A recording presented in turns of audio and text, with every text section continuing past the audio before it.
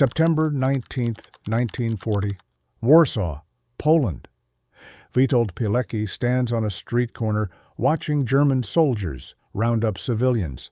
A Łapanka, street raid. 2,000 people will be arrested today, sent somewhere. Nobody knows where exactly. Just a new camp, Auschwitz, some labor facility the Germans built near the Polish town of Auschwitz. Pilecki watches the chaos, the fear, the Germans grabbing anyone they can reach. Then he does something that seems insane. He walks toward them, deliberately, puts himself directly in their path, lets them grab him. His friends watch in horror. What is he doing? Pilecki doesn't resist, doesn't fight, just gets herded into the crowd with everyone else. Within hours, he's beaten with rubber truncheons. Within 2 days, he's on a train. Destination, Auschwitz, prisoner number 4859. His mission is simple. Get inside, find out what's happening, report back, organize resistance. If possible, stage an uprising from within. Nobody has ever voluntarily entered a Nazi concentration camp before. Nobody will again. This is the story of the man who infiltrated Auschwitz, exposed the Holocaust, begged the Allies to bomb the camp, escaped after 2.5 years, fought in the Warsaw Uprising, was executed by communists, and had his name erased from history for 45 years. His reward for telling the world about the gas chambers?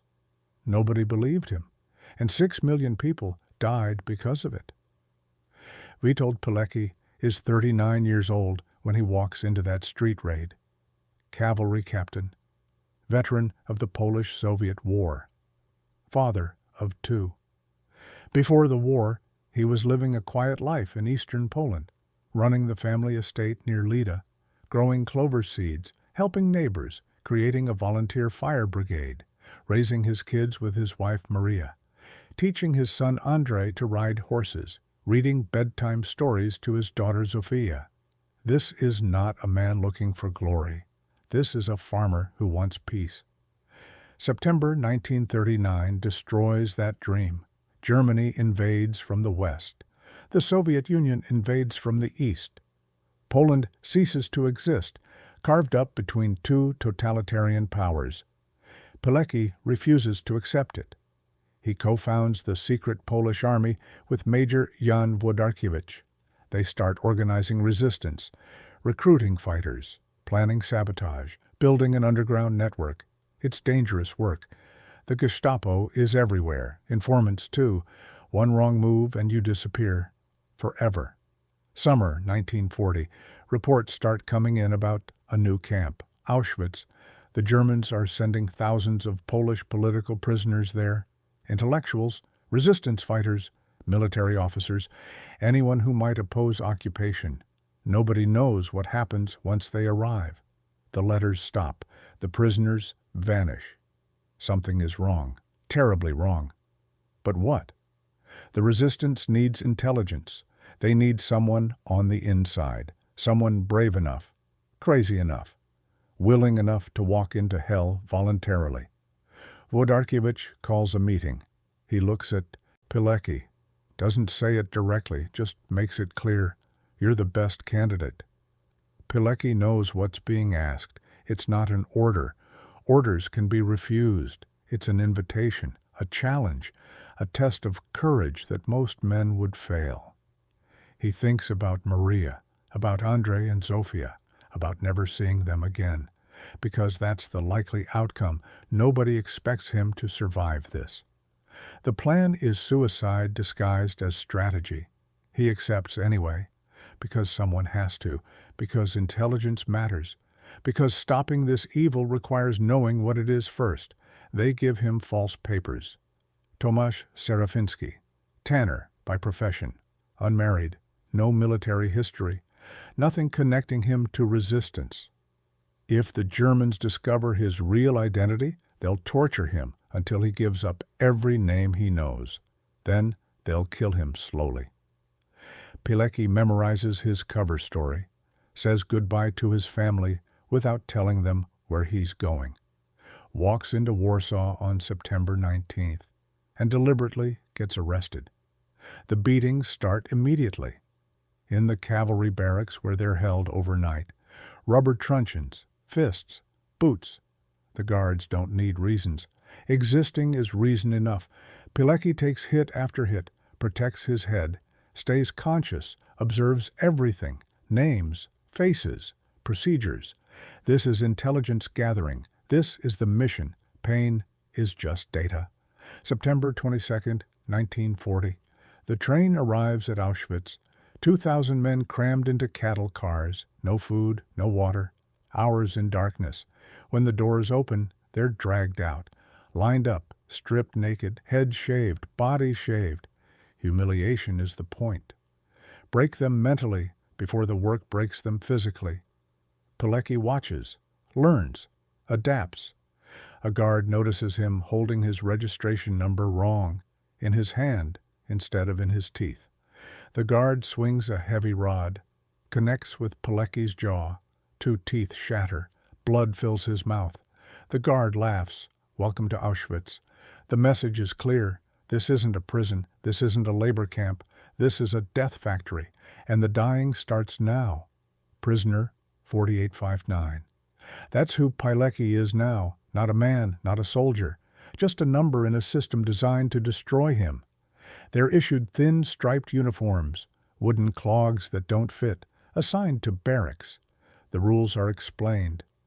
Violation means beating. Repeated violation means execution. The violations are everything: talking, smoking, moving wrong, running the wrong direction, saluting incorrectly, looking at a guard, not looking at a guard. The system is designed to be impossible. You will fail. You will be punished. You will break. You will die. Morning roll call reveals the first corpses, bodies piled next to the living. Men who died overnight from beatings, starvation, disease, suicide. This is normal. This is every day. Stand next to the dead. Count off. Hope you're not next. Pilecki stands there, prisoner 4859, and understands. This place isn't designed for labor. It's designed for murder. The Germans have created a machine that turns humans into corpses efficiently, and he just volunteered to be inside it. The first challenge is survival. Work assignments are brutal. Pilecki gets assigned to the gravel pit, hauling rocks in a wheelbarrow 12 hours a day. The work is calculated to kill you in 6 weeks. The rations too. Starvation portions, enough to keep you moving but not enough to sustain life. If you last longer than 6 weeks, you're stealing. They tell you this directly. So Pilecki steals, finds extra food, makes connections, stays alive. But survival isn't the mission. Intelligence is. He starts carefully, identifying fellow Poles who might resist, testing their loyalty, building trust slowly. One conversation at a time, one shared crust of bread, one whispered word of hope. He recruits carefully. Some prisoners have broken already. They'll inform on you for an extra ration. Some are Gestapo plants, spies among the prisoners. One wrong recruitment, and the whole network collapses. By October 1940, he has his first trusted men. They form the nucleus of what will become ZOW. Związek Organizacji Wojskowej, Military Organization Union. The name is ambitious for a handful of starving prisoners. But Pilecki thinks big. 5 men become 10, 10 become 20. Eventually, hundreds, each one carefully vetted, each one assigned a role. Some gather intelligence, some sabotage equipment, some steal supplies, some prepare for the uprising Pilecki is planning, the uprising he knows deep down will probably never come. The intelligence network is genius. Pilecki identifies prisoners being released, men who served their sentences or bought their freedom. He memorizes reports, pages of information committed to memory, conditions, numbers, deaths, names of SS officers, locations of warehouses, everything the resistance needs to know. The released prisoners carry these memories back to Warsaw, verbal reports that can't be confiscated, can't be traced. The first report reaches the Polish underground in October 1940. From there, it's forwarded to the Polish government in exile in London. From London, it reaches the British, then the Americans. The reports describe systematic murder, beatings, starvation, medical experiments, mass execution, and the numbers. Hundreds dying every week, thousands since the camp opened. The reports are detailed, specific, undeniable. The Polish underground reads them and is horrified. The government in exile forwards them to the Allies and waits for action. But the action never comes because nobody believes it. The reports are too extreme, too horrible, too unimaginable. Surely this is exaggeration. Surely no modern nation would do such things. Pilecki must be mistaken, or lying, or mad. July 1942. Everything changes. Pilecki watches trains arrive. Not Polish political prisoners this time. Jews. From Slovakia, from Hungary, from across occupied Europe. Thousands at a time. They're told they're being resettled. Given soap. Told to undress for showers. Led into buildings. The doors close. They never come out. Not alive anyway. Smoke rises from new chimneys. The smell is unmistakable. Burning flesh, burning hair, burning bone. Auschwitz has transformed from a brutal labor camp into the epicenter of the Holocaust, an industrialized death factory. Pilecki documents everything: the selections, the gas chambers, the crematoria, the capacity. 8,000 bodies per day across 3 furnaces in Auschwitz II Birkenau. The number is staggering, incomprehensible. But he watches it happen, counts the trains, estimates the dead, sends reports through his network. The Polish underground receives them, forwards them to London, to Washington, to anyone who'll listen. The message is urgent, desperate. This is genocide. This is the systematic extermination of an entire people. You must act. You must bomb the camps. You must bomb the rail lines. You must do something. The response crushes him. The Allies don't believe the reports. They're dismissed as propaganda, as exaggeration, as impossible. Even the Jewish organizations struggle to accept it. How could this be real? How could Germans, a civilized European nation, be doing this? It must be a mistake, an error, a misunderstanding. The reports keep coming, the numbers keep climbing, and the Allied bombers keep flying over Auschwitz to hit targets miles away, never dropping a single bomb on the camp itself. Pilecki makes a decision that will haunt Allied commanders for generations. He sends a report through his network, a desperate, impossible request. Bomb Auschwitz. Destroy the crematoria. Destroy the gas chambers. Yes, prisoners will die. Many prisoners. But they're dying anyway. We're all dying. Better to die in an air raid that might stop the killing machine than to die in the gas chambers knowing you did nothing. The prisoners beg you, for the love of God, bomb these warehouses, end our suffering. The request reaches London. It's considered and rejected. Too risky, too difficult, not strategically important. The bombers are needed elsewhere. The camps can wait. Victory first, liberation later.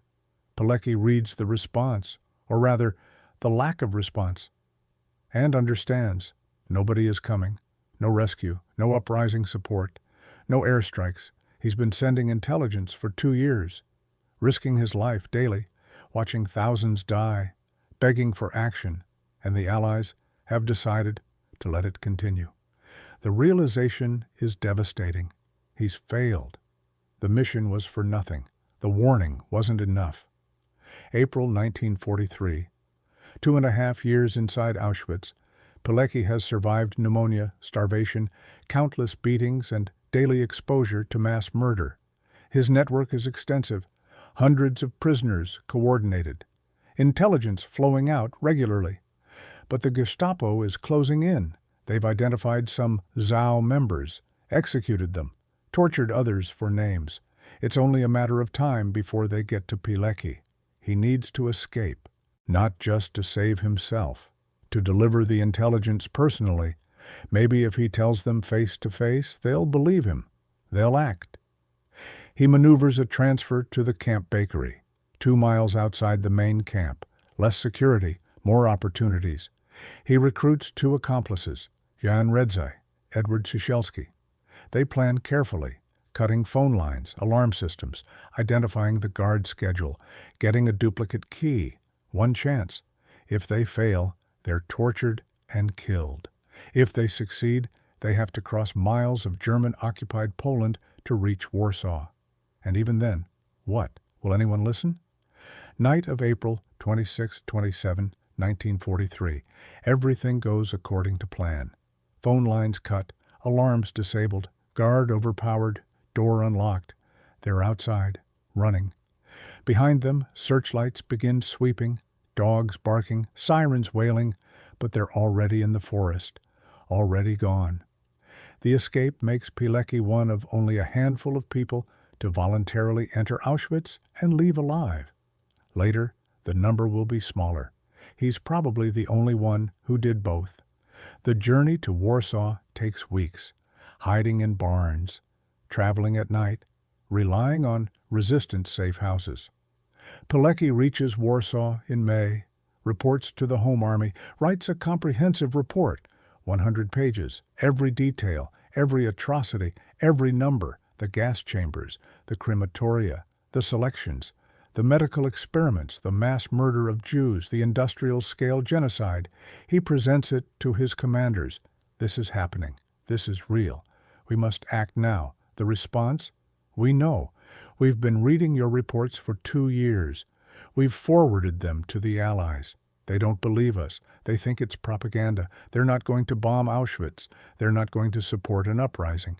There's nothing we can do. Pilecki stares at them. 2.5 years, hundreds of reports, thousands dead, millions dying, and nobody is doing anything. He volunteered for Auschwitz to expose the truth. The truth is exposed, and the world has decided not to care. August 1st, 1944. The Warsaw Uprising begins. Pilecki volunteers immediately, joins the Warszawianka Company, fights as a common soldier without revealing his rank. Officers are getting killed too fast. He takes command when his superiors die, fights for 63 days. The Nazis crush the uprising. 200,000 Polish civilians dead.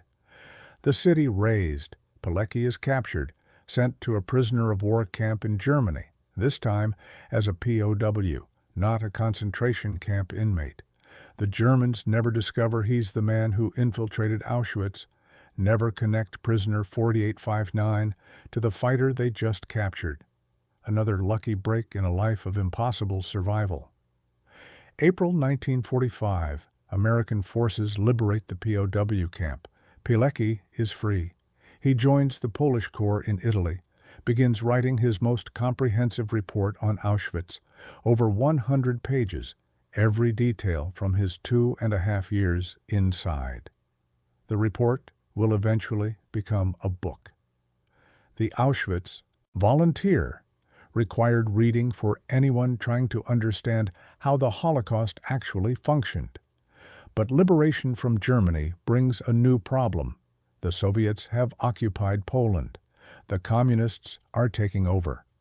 The Polish government in exile asks Pilecki to return, go undercover again, report on the communist takeover, document their crimes like you documented the Nazis. Pilecki agrees. He's done it before. He can do it again. Except this time, there's no escape route, no Allied liberation coming. The communists are here to stay, and they know who he is. 1947. The secret police arrest Witold Pilecki.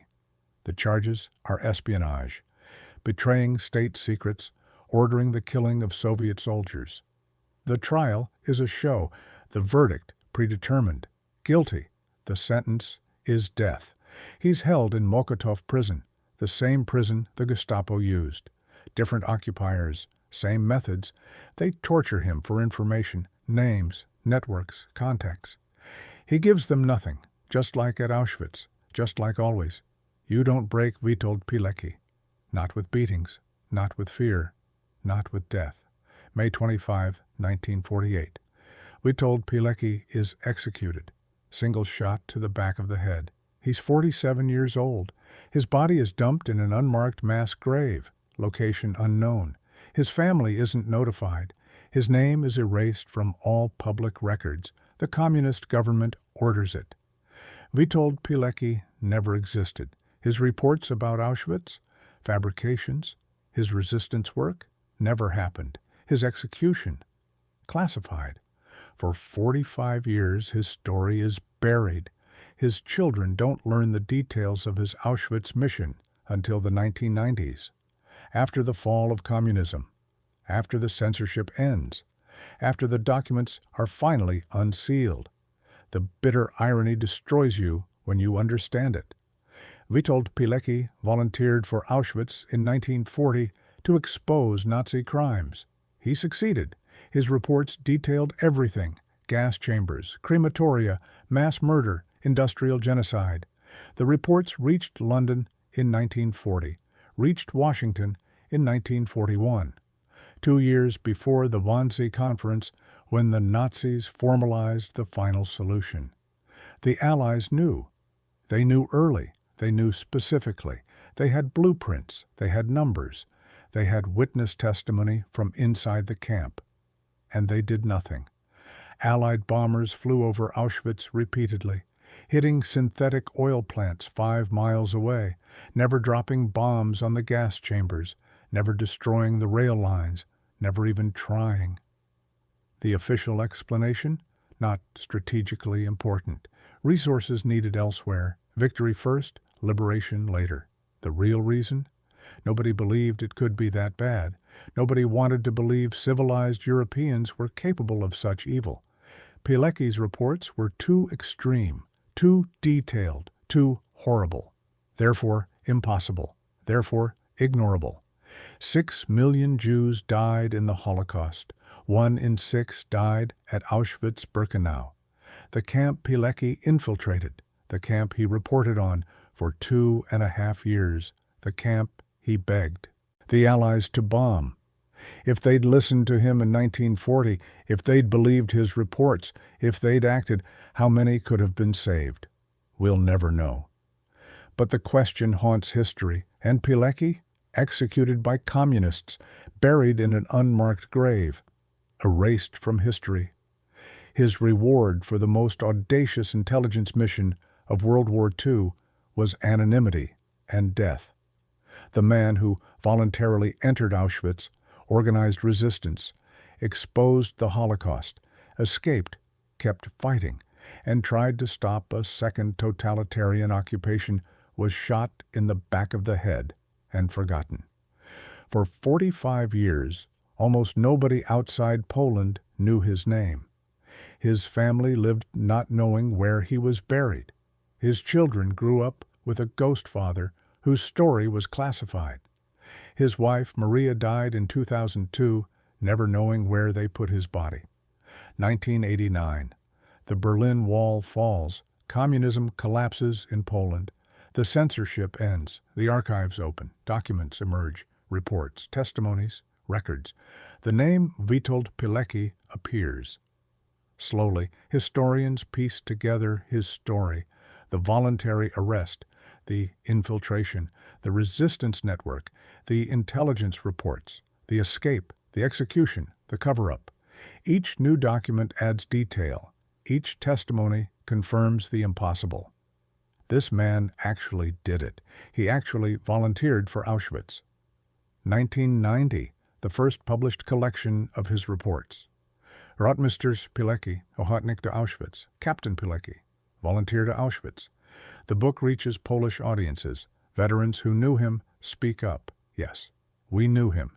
Yes, this happened. Yes, he was that brave. The story spreads. 2012. English translation published. The Auschwitz Volunteer Beyond Bravery. International audiences discover him. Norman Davies, the historian, writes in the introduction, "If there was an Allied hero, who deserved to be remembered and celebrated. This was a person with few peers.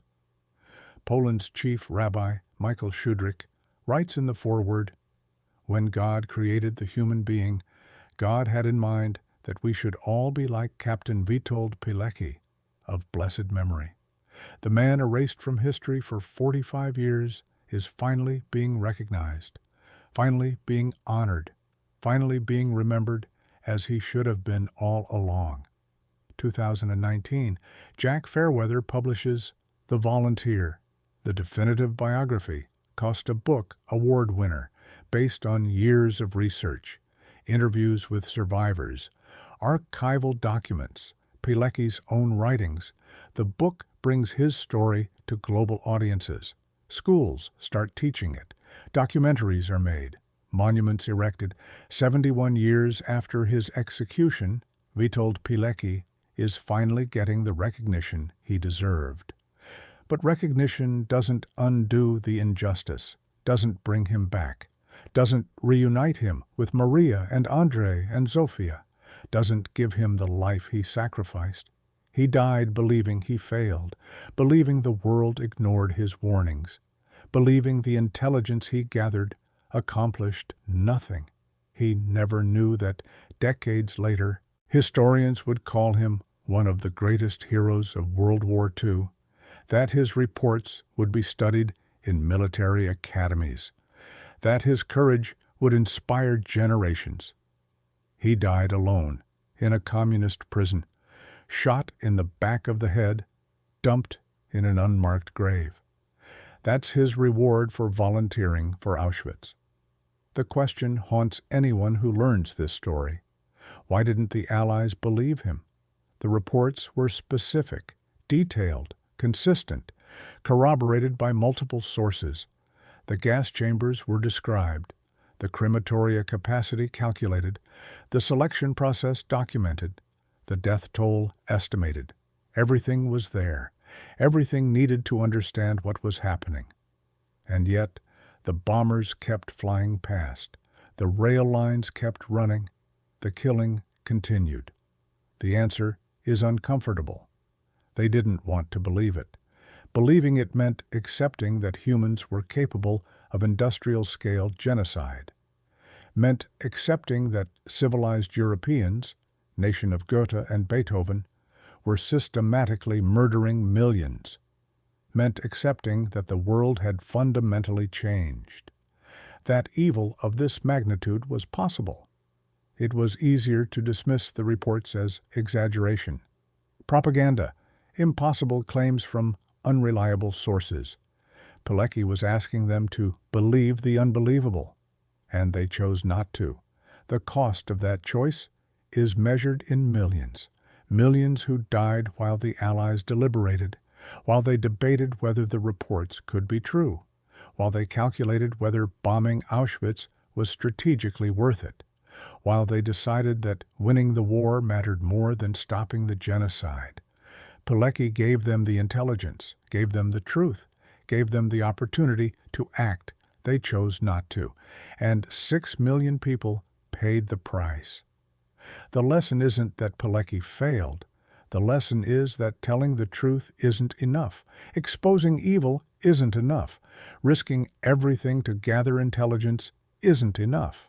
The truth must be believed. The evidence must be acted on. The warnings must be heeded. Pilecki did his part. He did more than any reasonable person could ask.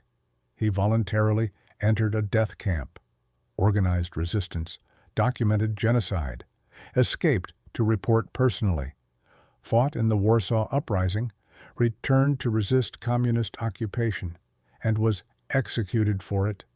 His story is proof that one person can make a difference, can risk everything, can do the impossible, and sometimes, despite doing everything right, still fail because the people with power choose not to act. That's the tragedy. Not that Pilecki was executed by communists. That's just the coda. The tragedy is that he warned the world about the Holocaust in 1940, and the world decided to let it happen anyway. 2024, 84 years after Witold Pilecki volunteered for Auschwitz, 76 years after his execution. His body has never been found.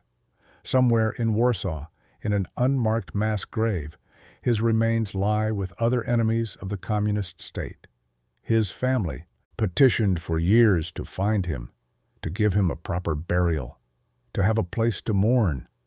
The authorities claim the records were destroyed. Can't pinpoint the location. Maybe it's true. Maybe it's one final insult from the regime that killed him. There are memorials now, plaques, statues, streets named after him. The Polish government awarded him the Order of the White Eagle posthumously, the highest civilian decoration. Israel honored him as righteous among the nations for helping Jews during the war. The recognition is overwhelming, deserved, decades too late. He should have received these honors in 1945, should have been celebrated as the hero he was, should have lived to old age, telling his story, seeing his grandchildren, knowing that his sacrifice mattered. Instead, he died believing he'd failed, shot in the back of the head at 47, dumped in an unmarked grave, name erased, story buried.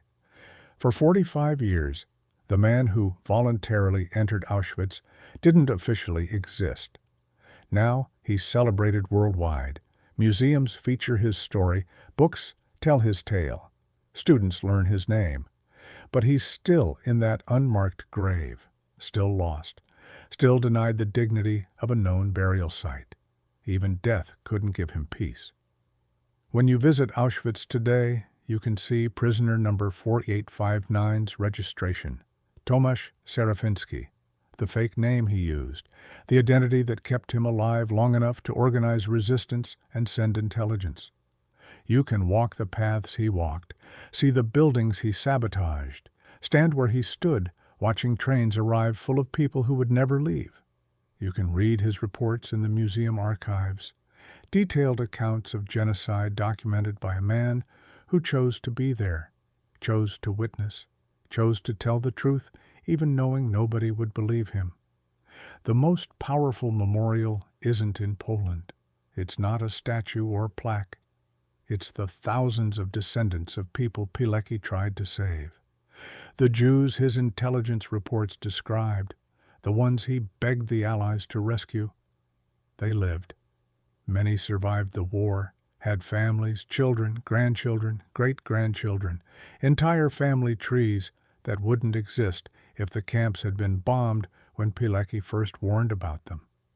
That's the memorial, living people, breathing, laughing, loving, existing because someone tried to save them, even if his warnings were ignored for too long. He volunteered for Auschwitz because someone had to, because intelligence mattered, because exposing evil was worth dying for. He was right. The intelligence did matter. His reports did expose evil, and he did die for it, just not the way he expected. Not killed by Nazis at Auschwitz, killed by communists in Warsaw, not martyred as a hero, executed as a traitor, not celebrated. Erased. The Allies didn't believe him, so 6 million died. And Witold Pilecki, prisoner 4859, the volunteer, the resistance fighter, the man who did the impossible, died knowing he couldn't make them listen.